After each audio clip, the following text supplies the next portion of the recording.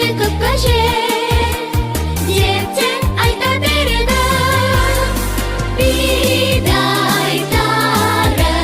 бәрі бар, әжемнің ақ тілегі. Жеті түрлі дәмі бар. Наурыз көже киелі. Әрбір наурызды ұнатам, шаттанады мүмкісі. Наурыз көже дейді атам, тоқшылықтың белгісі.